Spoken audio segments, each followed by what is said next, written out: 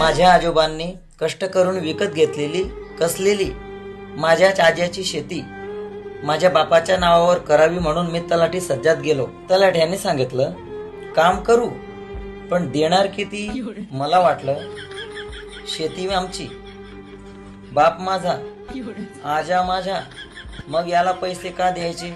तलाठ्याची तक्रार करावी म्हणून मी पोलीस स्टेशनला गेलो. तर पोलीस म्हणाले आम्ही तपास करू, गुन्हा दाखल करू, पण आमच्या चहा पाणीचं काय. मला पुन्हा राग आला. यांना तर सरकार म्हणजे मीच पगार देतो, मग हे पुन्हा चिरीमिरीवर का मागत असतील.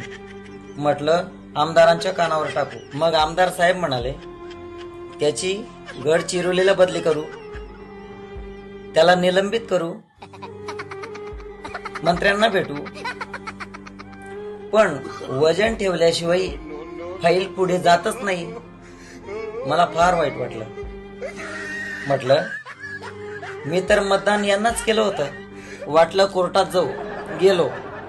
तिथे गेल्यावर कळालं तिथे पण आज उद्या मरेल अशी एक म्हातारी आली होती. तिच्यावर तरुणपणी अत्याचार झाला होता.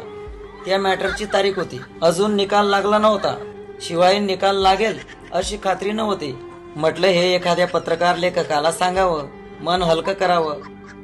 या प्रश्नांना ते आवाज देतील. तिकडे गेलो तर सगळेच म्हणाले पेन आमच्या हातात असला तरी त्यातली शाई आम्ही विकली आहे. आम्ही तसं लिहू शकत नाही. आमचे हात आणि पेन बांधलेले आहेत. शिवाय बातमी पाठवायला 4 पैसे द्यावेच लागतात. मला याचा प्रचंड राग आला होता. म्हणून एका साधूबाबाकडे गेलो. वाटलं थोडा आत्माला शांती मिळेल. तेवढ्यात मठावरचे सेवेकरी म्हणाले उद्या या. सध्या बाबा महाराज, PI साहेब, आमदार साहेब, तहसीलदार, पंचायत समिती विस्तार अधिकारी, लेखक, पत्रकार साहेब यांच्यासोबत बाबा महाराज बिझी आहेत. नंतर त्यांच्यासोबत जेवायला बसणार आहेत. आज तुम्हाला ते टाइम देणार नाही.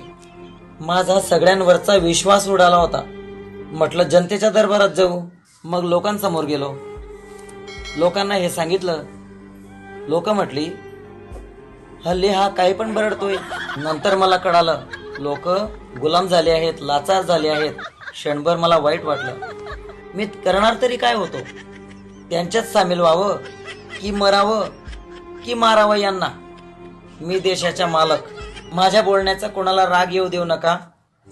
आणि मी काही चुकीचं बोललो असेल तर मला माफ करावं. कारण कटू आहे, सत्य आहे आणि सध्याची हीच परिस्थिती आहे. जय महाराष्ट्र आणि करत राहा कष्ट.